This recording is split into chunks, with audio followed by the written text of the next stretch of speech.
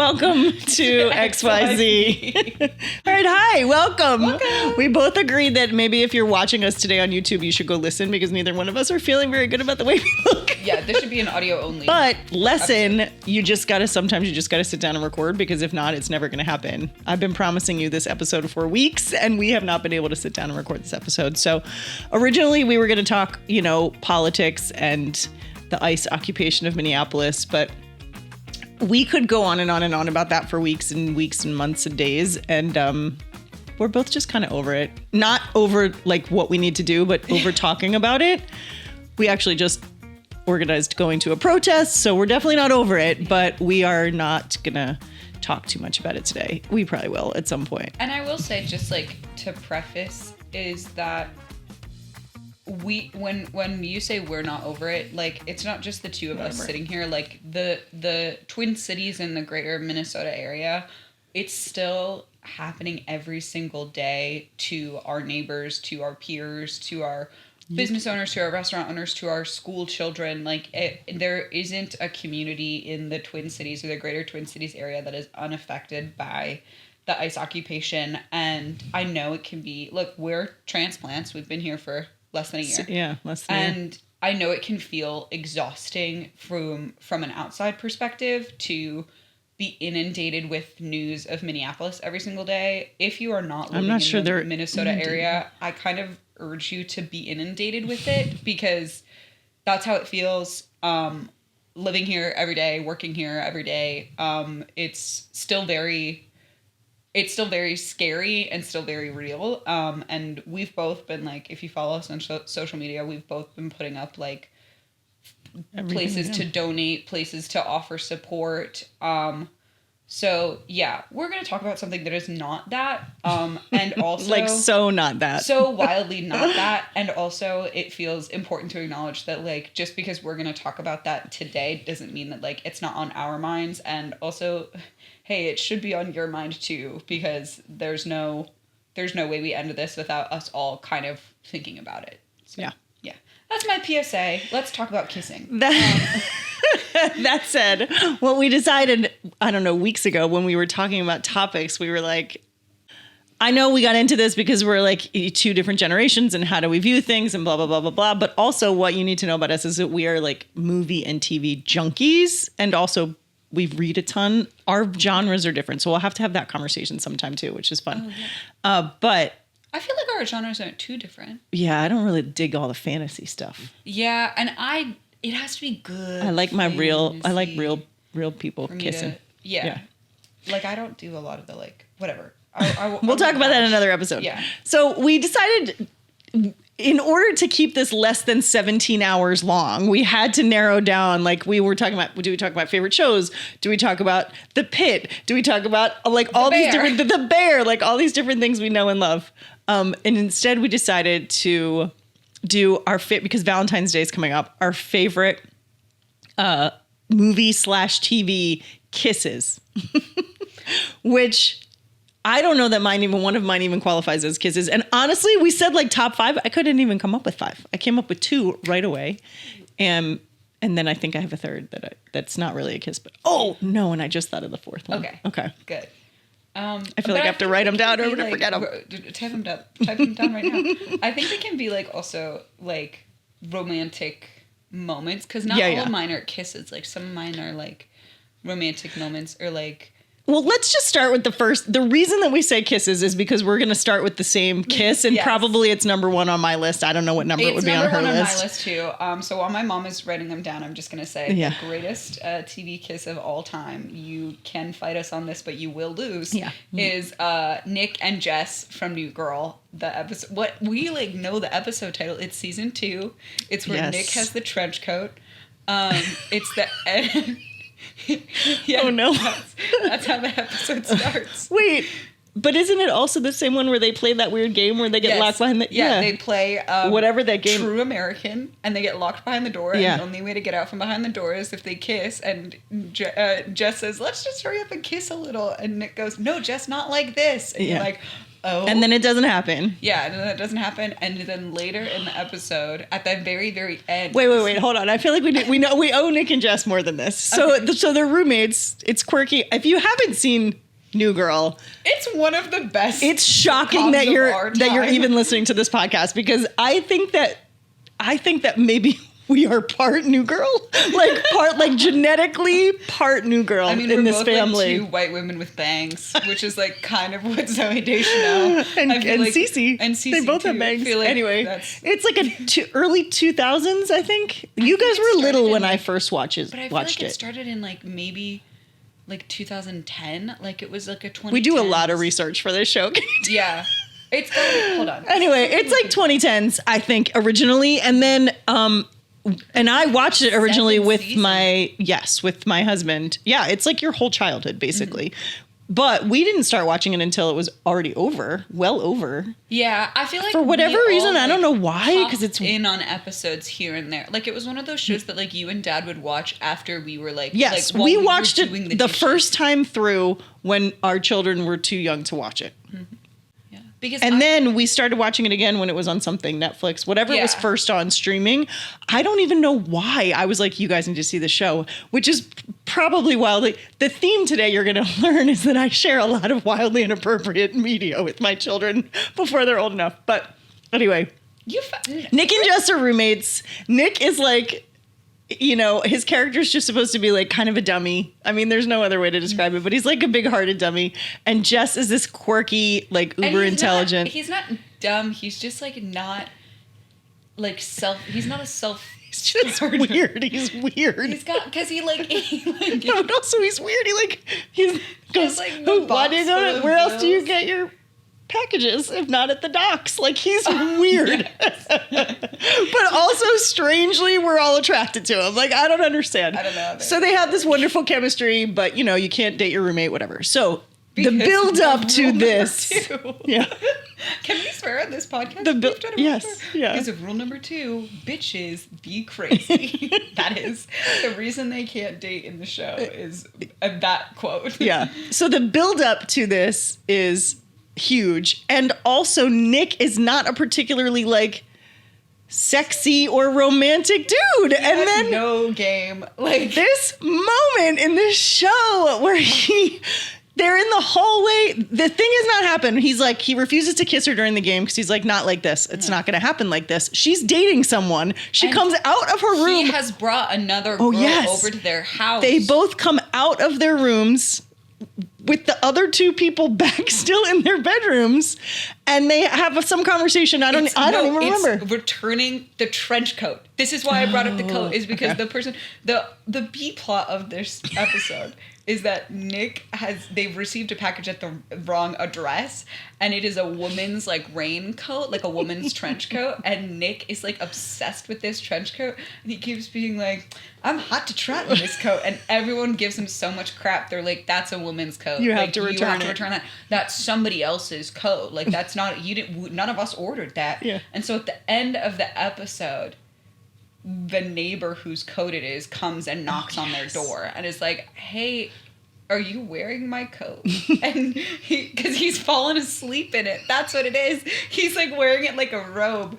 And she's like, is that my coat? And he's like, oh, yeah, I was just, and so this neighbor takes it and is like, this loft is so weird, and leaves. That's weird. And they're walking back to their room. Just the two of them, for Just some the reason, two are of the them. only ones in the hallway. I don't know why the neighbor knocked in the night. I don't know. Just the two of them. They're walking back to their bedrooms, and they're talking about.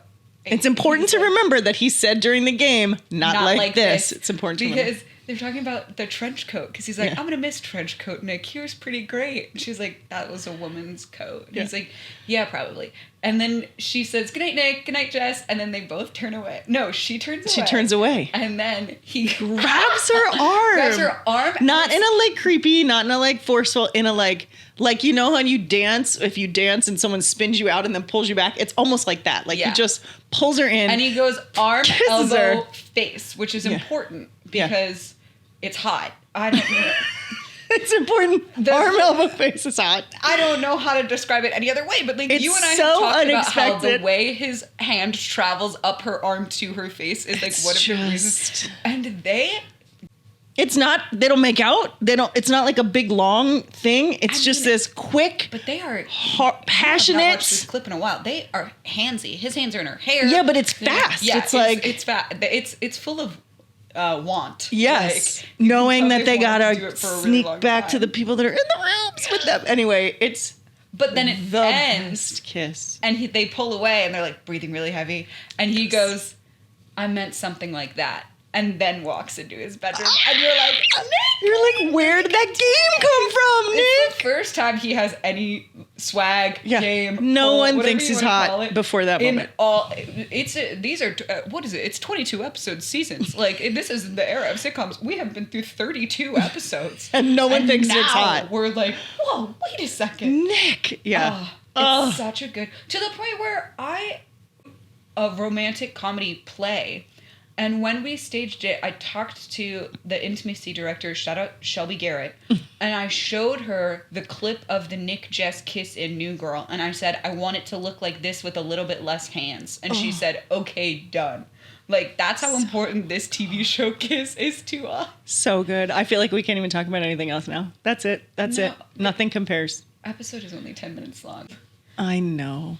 But it's so good. It's anyway, so good. So that's number one. That was the reason, the impetus for this conversation. Faith rattled off like 6 immediately after that. And I was like, I got to go watch some more TV. Wait, but what I were don't your know. other ones that you thought of? Because I'm curious. So he's her lobster, Rachel and Ross. Mm-hmm. The, just everything in, and she's gonna have to tell me the name of the movies. This is where you get the Gen X and the Gen Z, the Red, White, and Royal Blue movie. Yeah. But then there's a scene in Fault in Our Stars movie. Oh yes, you do love which this I scene. literally talk about inappropriate. I was like, my children need to watch this movie when they're ready to have sex because they need to see that this is what sex is like. They're teenagers, right? They're teenagers. She's dying. She has lung cancer. Yeah. He's in remission from osteosarcoma. Something, yeah. Yeah. It's like this beautiful... They needed like a cancer support group. Shout out John Green. It's the most beautiful movie, but it's this beautiful, awkward, like it's not beautiful in that like everything goes the way it's supposed to go. She's, I think, does she have... Yeah, because what I remember oxygen? from the scene is that he tries to take her shirt off and they have to like struggle with her oxygen tubes. Like, yeah, like it's awkward and messy and not slick, and also like what you want your first time. I think it's their first time or one of their first times, whatever. I don't know. I haven't seen the movie like, in a long time. It's beautiful. It's beautiful. So we go from like Nick and Jess's hot kiss to this like beautiful, tender, and same thing with Red, White, and Royal Blue, the two main characters in that. I feel like there's probably more in that movie than just those two guys, but I only remember those two guys. No, I mean, it's basically it's about those two guys. I feel like there was like a B plot romance. The book, there's like a lot of other romances where like in the book everyone's kissing. Yeah. But it's really about the two. It's so good. And I think all of this came up because they were pressuring me to watch Heated Rivalry, all my children. Yes. And I was like, is it as good as Red, White, and Royal Blue? Like, that relationship was so awesome. And I think it is in a different way. Yeah. Like, my favorite thing about making your mom watch Heated Rivalry. Not together, by the way. I draw the line at those. Hey, if you being watching those shows alone, watch Heated Rivalry, do not watch it with them. Do not. You should. We're pretty comfortable about a lot of things, but not watch that much sex. Sex in the City together. Yes. And I still which is slightly uncomfortable also. Heated Rivalry apart from me. Yeah. But I think, my favorite thing about you watching Heated Rivalry was first being like, you were just like, I just think they're great. Like it was a very like my cute little mom moment of you were like, I just like that they're nice boys. Like you did. I mean, Haley is not so nice. Kind of a jerk. But he becomes so much. And what I liked about it most was that they were like rivals, that like that didn't stop, that because my favorite episode of it wasn't even their story, it's the other one. You like the smoothie story. I like the smoothie. But that's just because you think that the guy who played Scott Hunter is attractive. That helps that Scott Hunter's character or actor is quite dreamy. So good. You have me rooting for the fake New York Rangers. I didn't even know I could do that. You know how embarrassing Also that him, was he's for like the street washed cred? up player. You're like, I love that this old guy's going to win a Stanley Cup or whatever it was called in the TV show. What did they? I think they just referred to it as the cup. The cup. Yeah. I don't know. Yeah. We all had to like fill in the gaps of what. Our Yeah, it was like hockey knowledge pretend. was. It was pretend. Mm-hmm. Ooh. Anyway, we're getting way off topic, but those are mine. What? Obviously, I cared none about anybody but Jess and Nick. Yeah. I brought up Leslie and Ben in Parks and Rec, and I don't have like a specific. I mean, when they get engaged, but also like they have moments where it's just the two of them like talking about the other person. That is really sweet. Like the thing that's coming to mind is when like, because we just were talking about this, when like Ben wins free Wi-Fi for the whole town by beating the company at the Cones of Dunshire game.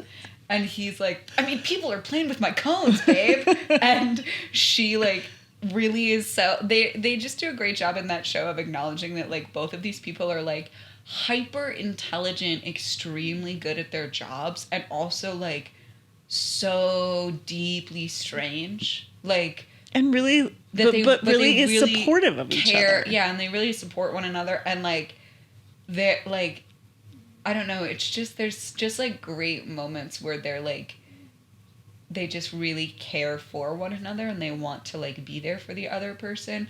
Oh, you know what's good? When it's in the episode where I forget what they're doing. They have to go on the road trip. Yes.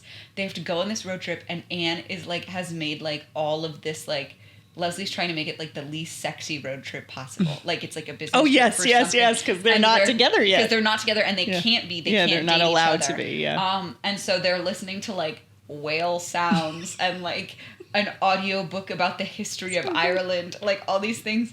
And then on the like mixtape, Anne had put in like one Marvin Gaye song or something. And so they have this like sweet moment. And anyway, they get through this road trip. This is also at the end of the episode.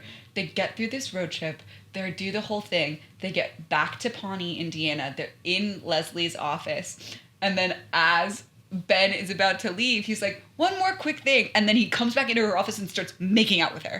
And they like pull apart and she just looks at him and she goes, uh-oh. And that's how the episode ends. And it's so good because you're like, you've been watching, the show does a good job of like, you've been watching Leslie just like freak out because she has this big crush on this guy and she doesn't know what to do. And you kind of don't really get any of Ben's feelings about it. And so then it's great to like have Ben be like, no, we're going to make out. No, we're going to make out in the office for everybody to see. It's awesome.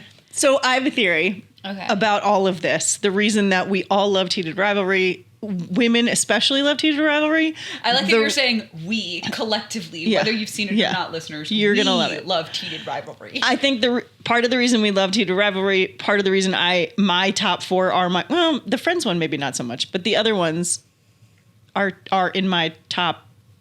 There is a respect for the woman. Obviously not in the case of Heated Rivalry. But because there are no women, there is just this mutual respect between the two guys. Like there is no power differential. I was just about to say, I was like, there's no power dynamic. There's no power dynamic in that one. They're both at the top of their game. They sort of compete for 1 and 2 all the time. Mm-hmm. And they sort of begrudgingly like when the other one succeeds. Like there's scenes where there's so many spoilers, fast forward if you want, but where like one's in the finals and one isn't in the playoffs and they like watch each other and there's this, you can see like, oh, they kind of love, but then there's also teasing of like, I'm clearly better than you. And anyway, it's just this beautiful sort of pure falling in love because there is no power differential. On all the other three and the three heteros that I talked about and your others, it's this and Leslie and what's his teeth too from, I don't remember his name. Ben. And Ben. You love Severance guy. Guys, she loves this show. I do, but I'm terrible with names. You guys, if you've been around at all, you know that I'm terrible with names. That's why she's here, so I can be like, what's the movie with the guy with the thing, the girl with the guy? What's the movie with that girl we love? Yeah. The fact that I came up with red, white, and royal blue is a shocker, actually. Anyway, in Heated Rivalry, there is no power differential. Those two are sort of competing for top. the best. They're competing for the best. Yeah, we all know who's the top in heated rivalry. Yeah. They switch around a little bit. Not always, though. The other three, at least for me, but I think this applies. I'm noticing some patterns with the ladies, and I think this applies. There is like a respect that comes before the passion. Like in Nick and Jess, he just is enamored with her in a way that's like, he thinks she's too good for him. He thinks she's better than him. He thinks she's never gonna whatever. And that is intoxicating as a woman, to have a man think like you, to acknowledge like she is to be respected. And then the same with the other two. They're the at least not friends, but the other two, the movie Red, White, and Royal Blue. Well, because there is a power differential there, actually. Yeah. Leslie and Ben. No. The ones where they have cancer. Fault in Our Stars. First of all, they're young, so it's hard to have, like when you're teenagers, there's still a power differential usually, but it doesn't exist there. Like, he is, again, enamored with her. And the like buildup of that, and same with Leslie and Ben, the buildup of, we as the viewer get to watch the guy fall in love with the girl. And in a way that's not sexual in the beginning, or just sexual in the beginning. Like the moment with Nick and Jess, that is literally the first second of passion you even see. Even in the earlier part of the episode where they're like maybe gonna kiss, it's not even like this passionate thing. There's no heat. It's just this like love, like pure respectful love. Like, he can't believe he gets to be in the same room with her. Mm-hmm. And I think that's so not true of real life in many situations, but it's really not true in a lot of art either. Like, there's usually a power differential. There's usually something, and even if the woman is like, quote unquote, more powerful than the man, first of all, we all know that's bullshit. Like, they're never really more powerful than us, or we're never really more powerful than them. But even if she's like in a, she's the boss at the office or whatever, like it just is very rare that you see respect be the thing that leads the relationship. And I think that's part of what I love about the Nick and Jess thing, is that the sort of passion of it. Even like he grabs her and pulls her, like that's not in character with him. It never happens again. There's never any kind of like almost desperation like that. It's just amazing. So you can tell when women write things, I think. Mm-hmm. A woman wrote that show. And largely, I mean, I'm sure there's teams. It's a show. There's teams always, but J.J. Philbin, yes, is the creator. Elizabeth Merriweather is the creator. Oh, sorry. What's J.J. Philbin, the director? I don't know. I've never heard that name before in my life. It's on every single episode of the show. That's where P.P. Gilpin comes from. In one of the episodes, they talk about P.P. Gilpin being some like book reviewer, and it's a total play on her name. Oh, well. J.J. Philbin, daughter of Regis Philbin. Oh, okay. Yeah. All right. Locked back in. But anyway, there are women at the head of that show, and it really shows in the way the relationships are. Yeah. Because even Coach's like, relationship. Like Schmidt and Cece, that's a relationship that in anybody else's hands is like definitely in a man's hands, the worst guy in the world. Like, the fact that Schmidt is a character who every like 5 episodes is the most charming, sincere person, peace and love to our male listeners. Like, a man is not doing that. Schmidt is like the embodiment of who hurt you. Yeah. Because he has such a lovely heart, and then he just sometimes is the biggest jerk you'll ever meet in your life. I mean, that's why But they call him out on it. The douchebag jar. The show starts with a jar that the guy has to put money in every time he says something stupid. Yes. But and it's stuff that it's not even, because I find often when I'm watching like shows that, or reading or doing whatever, where there is like a romantic subplot, like there are things that the audience will, or that the writers will ask the audience to let slide, that are sometimes like huge turnoffs for me. And like, even the jokes, the like bad jokes that Schmidt makes are not even really I think of when he has to be like, somebody's personalized condoms just came in the mail. Like, that's something that's like, if your buddy said that, you'd be like, what's wrong with you? Yeah. Like, but it's not any kind of like anti-humor, I hate women, I can't, if anything, even when Schmidt is like not dating anybody and like sleeping around, he always does seem to be pretty respectful of like his sexual partners and like the way he wants to like he you know, he's never talking about like, I mean, everybody to each their own in what you prefer pleasure wise, but he's never talking about like bringing a woman home even if she doesn't want it and like all the things I'm gonna do to her, and like he's always just like, it's gonna be a good night. Like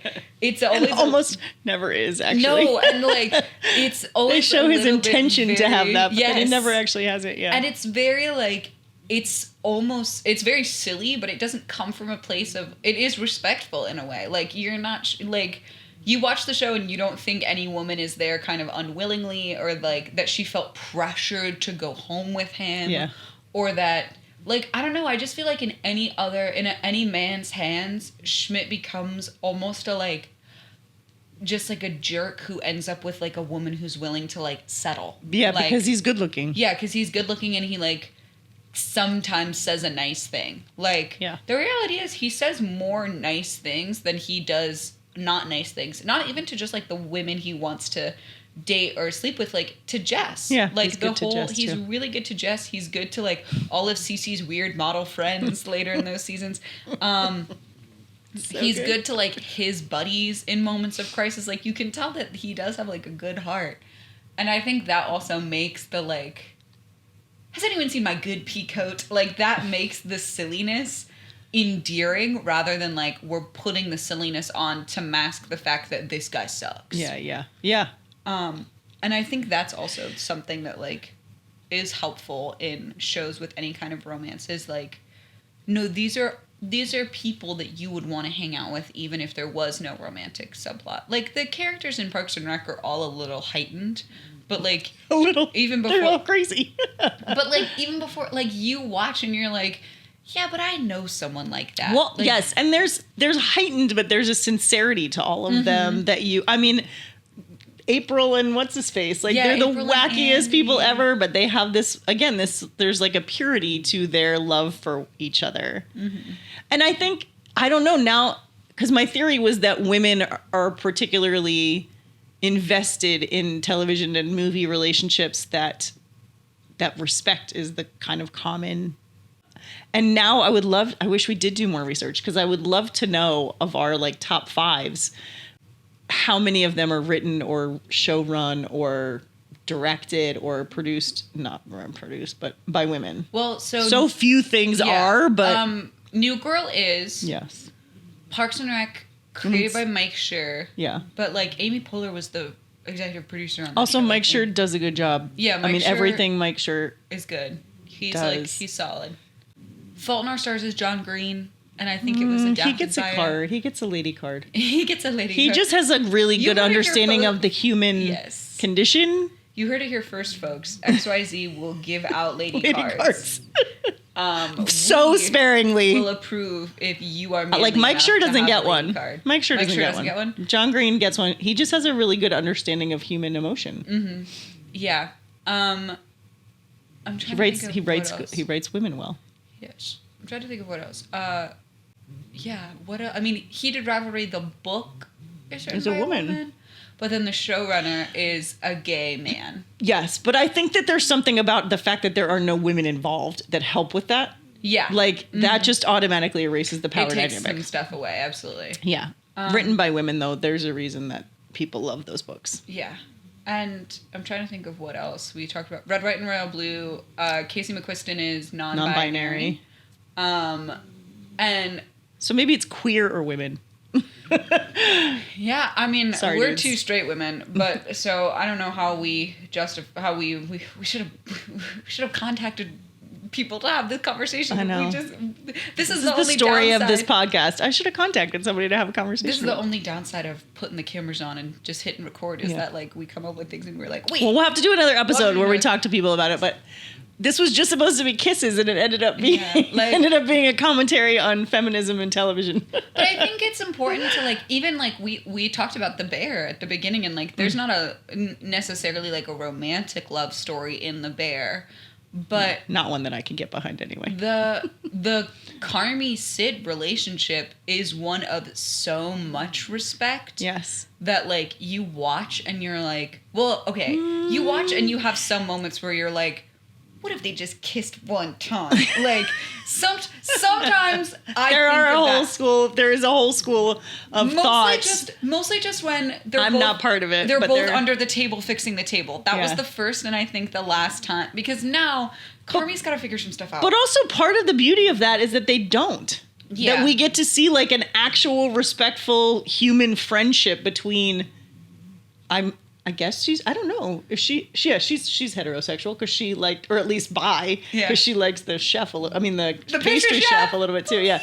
Anyway, so two people who could otherwise be attracted to each other, we get to see like a respectful collegial relationship, which is also great. Yeah. You don't see a lot of that. And same with like, they were never going to be in a relationship, but like in a similar vein, but a different type of way, like, the reason you love Richie so much in that show is because he in an effort for personal growth, he tries to be respectful of the women in his life post season 1. Like he's got some stuff to figure out, but you kind of watch him and Sid develop a really nice working relationship too, and that makes you want to be like, oh, okay, this guy's not so bad. Yeah. It's a great show. We could do a whole episode on The Bear. And you know what? When season 5 drops, we will. Multiple episodes. Love it. But yeah, I feel like... So and now I got to dig in and find out, like, are my favorite shows somehow heavily influenced by women? Yeah. Well, there's no... Take note, Hollywood. Pay attention, guys.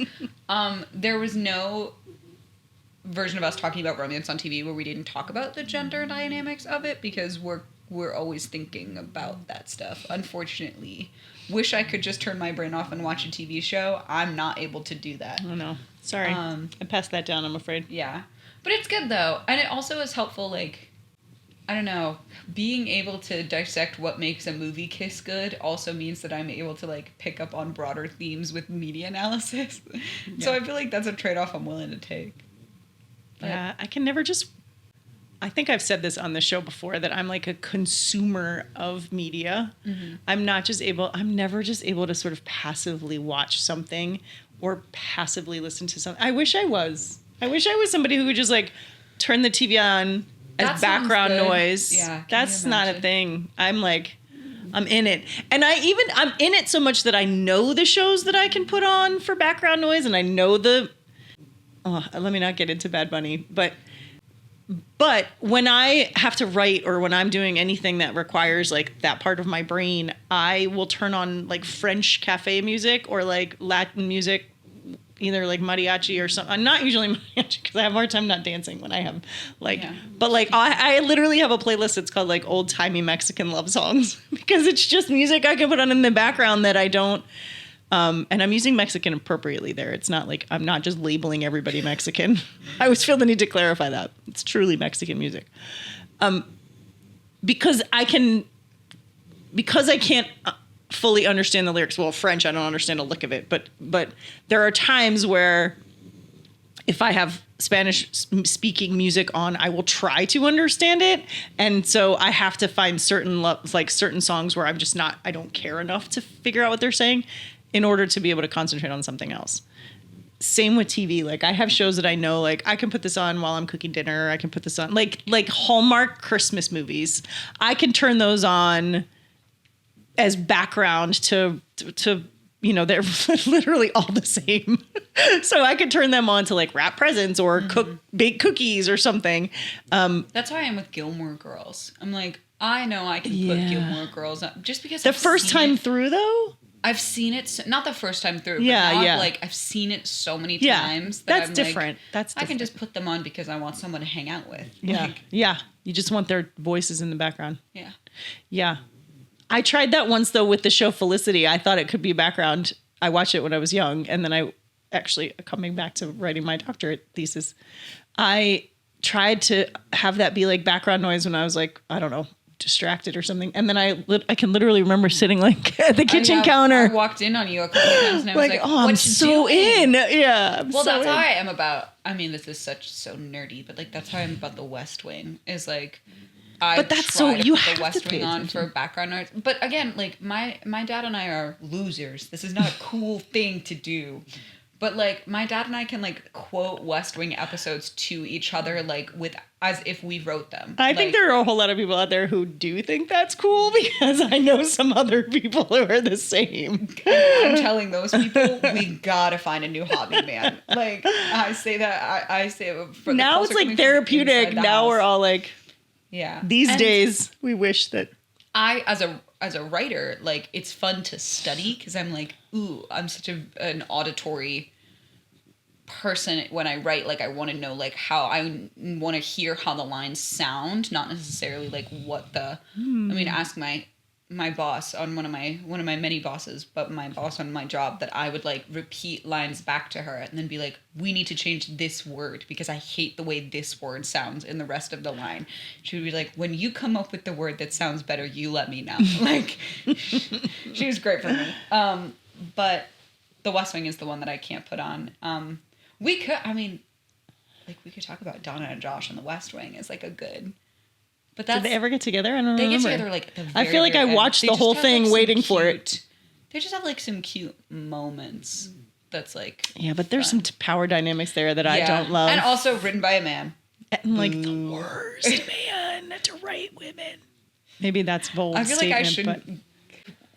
I'm definitely going down. If I wasn't canceled before, I'm definitely canceled now for saying that. Well, but with my fledgling writing career, I maybe shouldn't condone that statement. But also, like, I mean, I'm not gonna. I think he's a great writer. Like I've again talked about consumed. I've consumed almost everything, multiple times, but well, he's only got short-sighted on the ladies. Yeah. Yeah, I will say I sent my sister something. It was like a little Instagram reel. That was a guy just in his car, and he was like, "You ever hang out with your lady? You ever hanging out with your woman?" And you're like, "Your lady." You're like, I gotta get smarter. Like I can't. This is a person who provides. Who like I can't just be providing like emotional support golden retriever boyfriend anymore. Like this woman deserves stimulating conversation. This is a woman who's reading 700-page books, no pictures. Like, and I weirdly was like, this was my dad in college because like you tell the story of your like you and dad both. Sorry, dad, but they both tell the story of your love story as like. My dad kind of realizing like, yeah, I had to shape up because I wanted your mom to keep being into me. And your mom very quickly in our relationship was like, well, I don't really suffer fools. So shape up or ship out. Did not do that. I had a moment where I went back to college before him. And somehow, after 3 years, all these boys that I had crushes on in college suddenly discovered that I was on campus. And I was like, hold up, what is going on? So I just kind of said to him, like, you gotta give me a reason not to go take advantage of all of the fact that this is happening. And so. But like my dad's GPA improved. Like that's how I did. Yes. Well, he had some, maybe. I don't know. He gives you a lot of credit for that. He says, I don't think like, he should, but he does. I wanted your mom to stick around and I realized she wasn't going to date a loser. So I had to step up. Yeah, I need some effort. I need you to show me some effort that you have plans for your future. Yes. I don't think that's too much to ask. But this is crazy is that like you meet Nick Miller and you're like, that guy's got no plans I know. But much like your father, I could tell there was something in Nick. No, poor dad. That's probably why I love Nick Miller so much. I'm like, oh, that guy's going places. He just doesn't know it yet. I felt that way about your dad too. This guy's going places. I'm just not sure he knows it yet. I don't think my dad should listen to this episode. He knows. He always says like your mother married on potential. Yeah. Yeah, marry He's up. a good one. He knows.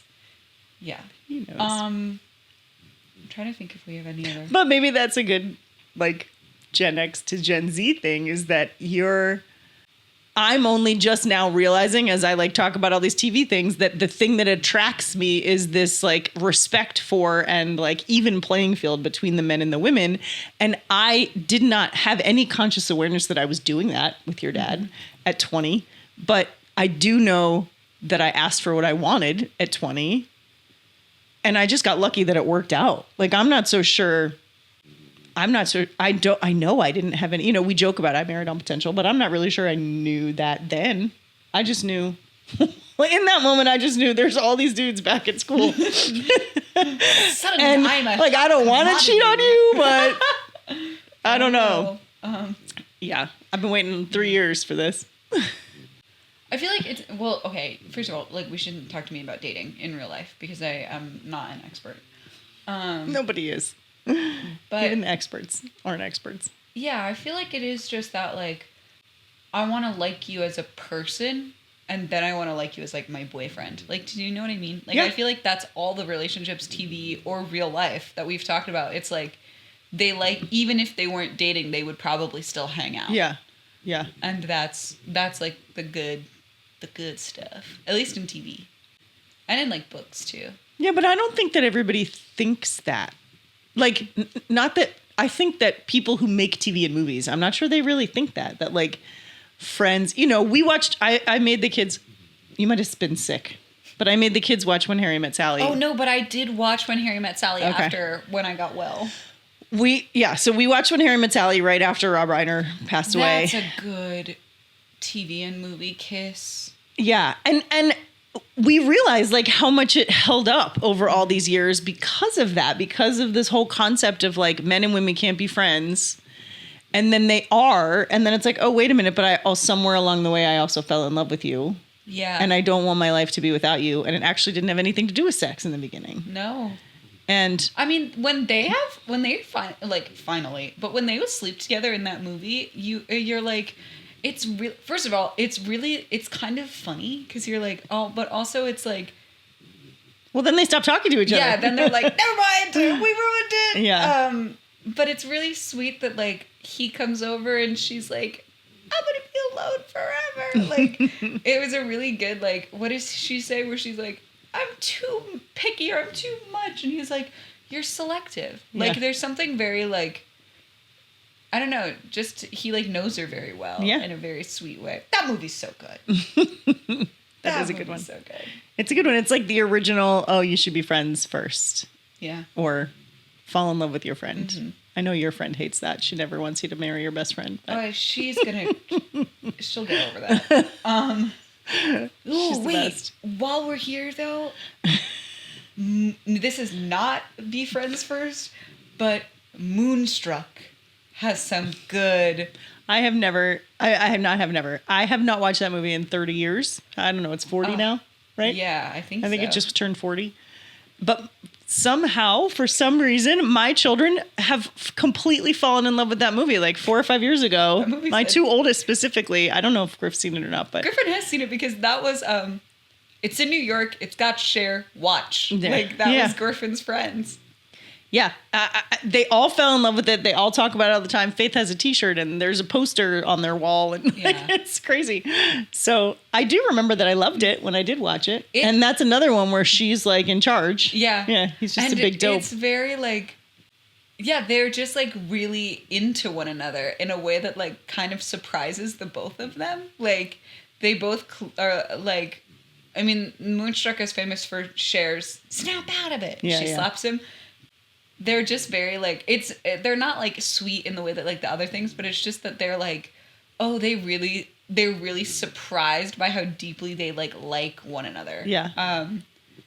Yeah, that one's a good one. And then I just thought of oh, you didn't see this, and this is the fantasy of it all, but the show My Lady Jane on Amazon Prime. That's not that we want to give any shout outs to Amazon. Not that we want to give any shout outs to Amazon. But look, and also they canceled their show after one season, so boo. But those two leads have like, they could have chemistry with the wall. It's the girl from People We Meet on Vacation. It's like it was like her big debut. Okay. And then the guy, I don't know if he's done anything other than that. And then he was in one of my favorite plays, Born with Teeth, on the West End, and that was like what he did following that. So all of you know who she's talking about, so right? Obviously, everybody knows. Everybody knows him from Born with Teeth on the West End. Listen, leave me alone. My job is theater. Like, it's important for me to know these things, but they could like have chemistry with the wall. Like their chemistry is like charged, capital CH. But interesting that neither one of us said that for any of our top ones. Like, yeah, they weren't like steamy and hot. I mean, I know we talk about Nick Miller's being hot, but it's so quick. It's not like and also passionate. Like, and she's in like her pink robe. Yeah, like, they're like none of them like look good. He's in a white, I think, like an undershirt. Yeah, he's in his pajamas. Yeah. Like, they don't. None of it is like sensual. No, like, it's not like passion. Yeah, like capital S sexy. Like, it's just like they just are like, well, if I'm not kissing this person, I'm going to go insane. Yeah, like, yeah. I don't know what that was. Sorry. But yeah. My Lady Jane is a good one, and also it's another one where both of the leads kind of look at each other halfway through and are like, "What luck!" Like how did we find you? Yeah, how did we end up in this situation? Yeah, that's it. That was supposed to be top 5 kisses, and it ended up being like a full like. Yeah, let's talk about feminism in. Good luck trying. I can't wait to see what he titles this one. Yeah. Shout out to you, Starlin. Yeah, you rock. I hope you have fun listening to the raw footage of us talking about chemistry and romance and best public kisses. Yeah, public kisses. Yeah. Kisses for the public. Kisses for the public. Kisses for the public. That's what we got. Well, next time we come back, if I can ever find a time when we're both in the same room at the same time, we will come back and we'll talk about much more pressing things, I guess. But today we just figured everybody needed a break and listen to us talk about girls and boys and boys and boys and boys and boys and girls and girls. Yeah. If you can, just to like bring up the heavy stuff at the beginning and the end, I would follow the Minnesota Star Tribune on any kind of social media that are doing a lot of really good like boots on the ground reporting. I would follow Instagram account MN Ice Watch. Will be reposting a lot of like mutual aid calls or like verified places to donate or things in that way. Those also are like the two big ones that I would say like I'm comfortable sharing. So much is happening that is like grassroots and whatever, but the nature of the beast is such that like too much information brings unwanted eyes.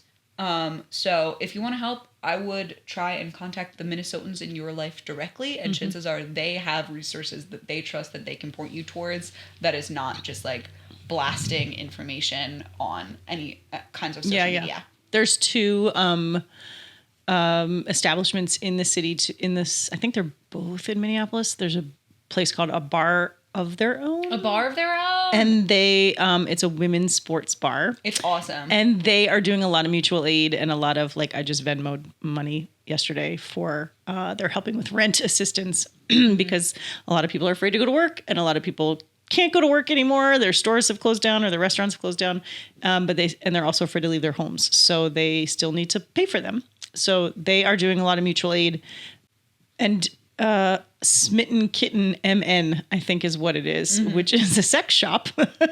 But, if you want a sex toy, and also give to community members and mutual aid society. So they're both doing great things. If you go to their Instagram handles, they all have stories and things that are pinned about where to donate and what to do. And they're doing a lot of like, here's a family in need, here's their GoFundMe. Here's a person in need, here's their GoFundMe. Here's a restaurant to go support. So even if you don't live here, there's places you can donate, and they're verified, but they're verified and personal. So it's not like you're giving to some big, huge organization and hoping that the money trickles down somewhere. Yeah. And there are, with those same things, if you want to be on the lookout, there are a lot of places that are doing like buy a meal, give a meal programs. So you can like order food online. Maybe if you have someone that you know that's sheltering in place, or if you are just like, I live in the greater Twin Cities area and I feel comfortable going to pick up food, you can add that onto your restaurant tab. And also the cafe Modern Times is now, they're calling themselves Postmodern Times. This one I feel comfortable shouting out because they have been super active online. Yeah. But they have gone completely free. They're not charging anyone anything for the remainder of the ICE occupation. And that means that, and they've actually been keeping the lights on, paying people, providing food, providing drink for the community. So if you live outside of the state, based on donations, they are taking pay what you can donations. So if you live outside of the state and want to support a business and make sure that is getting food to people who need food, I believe their handle is either Modern Times Cafe or Postmodern Times Cafe. They didn't change it. It's just Modern Times Cafe. Modern Times Cafe. We'll put all these in the show notes. Yes. So we always end with wonder. Oh, yeah. What are our wonder in the weeds? And since we just brought up some weeds, we'll start. But my wonder is directly related to the weeds, which is the most amazing, organized, intricate community that I've ever seen in my life. And I've been part of some pretty incredible communities. I was talking with friends earlier today about how, the only people that are surprised are not women, because women know that this is what we do. We take care of our neighbors. You've obviously never been to like a church potluck or like a PTA meeting or something like that, or like someone in your community has gotten sick and there's all suddenly 60 families that have all made dinner and we've got a delivery schedule and a spreadsheet and everything else. It's that, but like supercharged. There are people doing coat drives. There are people picking up folks that have been detained wrongly and then literally dumped in the middle of the street because that's what they're doing. There are people delivering meals. There are people buying meals. There are people buying diapers. There are people delivering diapers. That store I talked about was in the beginning taking donations so that people could come to them and get the donations without having to go, it was a trusted and safe place. It's just been, and this is not just the Minneapolis, it's Minneapolis and St. Paul, but it's spread out into, we're going to a protest this weekend in my town, which is a 10 to 15 miles outside of Minneapolis. And so it's well into the suburbs. There's hundreds of thousands of people who've been trained as observers. There's hundreds of thousands of people who are out there, tens of thousands of people who have been out protesting. It's just, there's something for everybody. There's a way to take place for everybody. It happened quickly. It's happening. It's consistent. It's long term. It's just been a remarkable thing to see amidst all of the horror and sadness. Is this like incredible community. We've not been here long. I feel so proud to be here and to be part of it. And part of the reason why I gave a very limited amount of cities when my husband came to me and said, should I make this a national search? I said, you can go to Northern California, you can go to Southern California, or you can go to Minneapolis, Minnesota. Those were the places that I kind of gave my permission to move. There's a reason why, and they're really demonstrating it like in a million ways right now. So I just want to shout out the wonder part of all of this, which is the incredible community and resilience and strength and caring that they have shown to their neighbors. Has been just something to see. It feels stupid to not say that that's also my wonder. And also, in addition, everybody that I have like interacted with, my friends, like peers, coworkers, everyone is like locked in, for lack of a better word, like, and also it has not dampened anyone's spirit in a way that is like nihilistic or like there's nothing to be done. Like I have probably laughed more in the month of January than like any other time. Like my friends and I are still like sending each other memes and like going to places and like I think when you say like support local businesses, people think like, oh, go like, no, go with your friends. Yeah, like, go have a good time. Like, yeah. My friends and I went to a bar of their own and we just like laughed and like watched a bunch of sports and like my friends learned that I was a big sports person. They didn't know this about me. So that's also been the wonder, is that like I texted, my best friend lives in LA and so she's been like checking in on me, and I texted her the other day and I was like, everything is awful and also I do feel full of so much love Yeah. because people, when you have to buckle down, like everyone's willing to be like, it's okay, leave your baggage at the door. It's okay, leave your baggage at the door. Yeah. Like, Yeah. you're You're gonna pick it up when you leave, so you Yeah. might as well come in here for some relief for a couple hours. Exactly. We all you gotta dance as much as you've gotta fight. Yeah. It feels like. So that's been Yeah, the wonder of this week that's is good. that like you're gonna, this is super nerdy. I think it's a Bertolt Brecht quote that's like, in the dark times, will there also be singing? And the other part of the quote is like, yes, because there will be singing about the dark times. Yeah. And like, that is a little bit how it feels. Yeah. Yeah. So yeah, that's been my wonder. It's something to see. So please don't look away. Don't look away and go kiss some people. Yeah, maybe that's the takeaway. Yes. Don't look. Keep your Go kiss eyes someone you on really Minnesota. respect. Yes. Yeah, go kiss someone you really respect. You really respect. And go out there and demand respect from the people who are kissing you. Exactly. All right. Thank you for listening. Tune in, share, comment, like. And if you have a movie or TV show kiss that we didn't talk about, let us know, and we will do this again with your answers. If you have, and it doesn't have to be a kiss. If it's a fun romantic moment, if it's a romantic subplot, if it's a movie or TV show, or I'll even throw in a book because we're both big readers. I know. I just felt like that could be a whole other episode. Yes. If you have a romantic moment in media that you want us to talk about that we did not talk about today, let us know. Please leave it in the comments because I just want to go have an excuse to go watch them. Yeah, we'll go watch them all. But yeah, let us know. Like, share, and subscribe. Thank you. Thank you.